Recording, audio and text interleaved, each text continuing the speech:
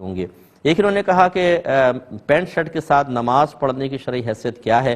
کسی امام صاحب نے ان کو کہا کہ اس پینٹ شرٹ میں نماز نہیں ہوتی کیونکہ یہ غیر مسلمین کا لباس ہے، اور یہ حدیث بیان کرنا چاہتے تھے، رہ گئی وہ حدیث یہ ہے کہ جو جس قوم سے مشابہت اختیار کرے وہ انہی میں سے ہے۔ تو کیا حکم شرع ہوگا؟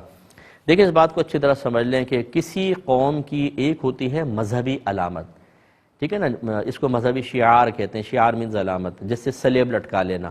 اگر آپ سلیب لٹکا کے آ رہے ہوں، دور سے کوئی دیکھے گا تو کہے گا کرسچن آ رہا ہے، ٹھیک ہے نا۔ اسی طرح ہندوؤں کی کچھ خاص مذہبی علامات ہوتی ہیں، یہ مسلمان اختیار نہیں کر سکتا، چاہے اچھی نیت سے پہنے چاہے بیزاریت کے ساتھ پہنے، دائرہ اسلام سے خارج ہو جائے گا۔ دوسرا ہوتے ہیں قومی شعار۔ قومی شعار کا مطلب اس کا مذہب سے تعلق نہیں ہوتا، لیکن وہ کسی غیر مسلم قوم کی ایسی علامت ہوتی ہے کہ اگر ہم اس کو دیکھیں تو فوراً ہمارا انتقال ذہن اس غیر قوم کی طرف چلا جائے۔ اس کے لیے ذرا بر صغیر پاک و ہند کے ذرا ماضی کی طرف جائیے کہ جب انگریز یہاں آئے تھے تو وہ پینٹ شرٹ پہنتے تھے، سب سے پہلے وہی پہن کر آئے، اور ان کے فوجی جو ہوتے ہیں نکر پہن کر آتے تھے۔ اب اگر دور سے کوئی پینٹ شرٹ پہن کر آتا تو چونکہ ہندو مسلم اس وقت اس طرح کوئی لباس نہیں پہنتے تھے، ایشیا میں یہ ایشیا کا لباس نہیں تھا، تو دور سے دیکھ کر کہتے ہیں گورا صاحب آ رہا ہے، یعنی وہ غیر مسلم آ رہا ہے۔ وہ ایسی اس وقت قومی علامت تھی۔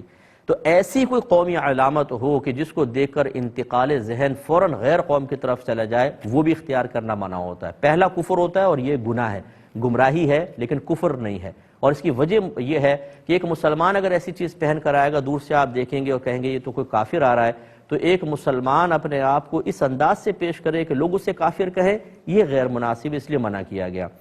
اب آ جائیں تیسری چیز کی طرف۔ اگر کسی قوم غیر قوم کی کوئی چیز تھی لیکن وہ مسلمانوں میں بہت زیادہ عام ہو چکی ہے، بہت زیادہ عام ہو چکی ہے، اور اب اگر کوئی اس چیز کو اختیار کر کے آ رہا ہو تو اس مسلمان کے لیے کافر ہونے کی بدگمانی پیدا نہیں ہوگی، تو یاد رکھیں پھر وہ جائز ہو جاتی ہے۔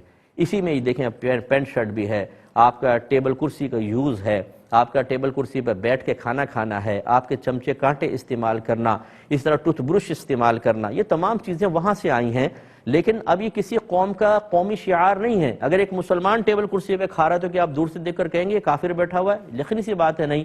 تو جب کوئی مسلمانوں میں ایسی چیز عام ہو جائے کہ اب کسی غیر قوم کا قومی شعار نہ رہے، تو یاد رکھیں وہ کم از کم مباح ہے، یعنی نہ گناہ نہ ثواب۔ بس اب اس میں یہ ضرور ہے کہ اتنی ٹائٹ پینٹ شرٹ پہننا کہ اس میں اعضاء ستر بہت زیادہ نمایاں ہوں، اس کو اس وجہ سے منع کیا جائے گا۔ لیکن جو حدیث بیان کی گئی کہ جو جس قوم سے مشابہت اختیار کرے وہ انہی میں سے ہے، وہ اس صورت میں ہے کہ جب وہ کسی قوم کا ایسا قومی شعار ہو کہ مسلمانوں میں عام نہ ہوا ہو، اور اس کو دیکھ کر فوراً اس مسلمان کے لیے غیر مسلم کی بدگمانی پیدا ہو۔ اب اس کے بعد جواب بالکل واضح ہے کہ اگر کوئی پینٹ شرٹ پہن کے نماز پڑھ رہا ہے، اگر ٹائٹ پینٹ بھی پہنی ہوئی ہے تو زیادہ سے زیادہ پینٹ پہننا مکروہ کہلائے گا، لیکن نماز تو اس میں جائز ہے۔ یہ کہنا کہ اس میں نماز ہی نہیں ہوگی تو بہت ہی افتراء علی الشریعہ ہو گیا، کہ شریعت پہ بہت بڑا افتراء کیا گیا ہے۔ پینٹ شرٹ میں بالکل نماز ہوگی، آج ہر چوتھا نمازی، بلکہ میں دوسرا نمازی بھی کہوں تو بیجا نہیں ہوگا، پینٹ شرٹ میں ہوتا ہے۔ ہمارے نوجوان ہیں، آفیسز کے اندر پہنے جاتا ہے تو اس میں، اور ہمارے فوجی ہوتے ہیں، کوئی اس میں حرج نہیں ہے۔ امام صاحب نے جو کہا وہ مناسب نہیں تھا، اس پہ تھوڑا سا کلام مزید کریں گے لیکن مختصر سے بریک کے بعد۔ بسم اللہ الرحمن الرحیم۔ تو اب گزارش یہ ہے کہ جن امام صاحب نے ایسا بیان کیا اگر وہ آپ سن رہے ہوں تو، اور بلکہ ہر ایک کے لیے ہماری گزارش یہ ہے کہ جب تک مسئلہ مکمل طور پہ معلوم نہ ہو اس طرح فتویٰ نویسی کرنا جائز نہیں ہوگا۔ اور ابھی کچھ دیر پہلے جو میں نے باتیں کی اس کی یہ تائید ہے کہ ہر مطلب امام یا ہر عالم مفتی نہیں ہوتا ہے۔ بعض اوقات ہم سطحی قسم کی معلومات کو بنیاد بنا کر لوگوں پہ فتویٰ نویسی کر رہے ہوتے ہیں، اور یہ مناسب نہیں ہوتا۔ یہ تو ہے ان کے لیے۔ باقی جو مقتدی صاحب نے آپ نے سنا ہے، جو بھی بھائی نے کویسچن کیا ہے، دیکھیں اس طریقے سے اگر آپ اب یوں کریں گے کہ آپ اس کو میرے اس کلپ کو نکال کر اور امام صاحب کو سنائیں گے اور پورے محلے کے اندر سنا کر امام صاحب کے لیے ذلت کا سامان کرنے کی کوشش کریں گے، یہ بھی غیر مناسب چیز ہے۔ ہم بعض اوقات اگر کوئی امام صاحب ہمیں سمجھانے لگیں کچھ کریں تو ہم غصے میں آ جاتے ہیں اور ہم کہتے ہیں کہ اب میں ان کو چھوڑوں گا نہیں، پھر ہم جاتے ہیں کسی اور عالم سے اس سے فتویٰ لا کر ان کے خلاف فتنہ پھیلا دیتے ہیں۔ آپ ایسا ہرگز نہیں کریں گے۔ جو بھائی مجھے سن رہے، میرا حسن ظن ہے آپ کے ساتھ، آپ تنہائی میں جا کے پیار محبت سے گزارش کرنا چاہیں تو کر سکتے ہیں، اور نہ کرنا چاہیں تو آرام سے آپ نمازیں پڑھیں، بس کچھ بھی نہیں۔ لیکن یوں نہ کیجیے گا کہ آپ خدا نہ خواستہ وہاں فتنہ اٹھا دیں۔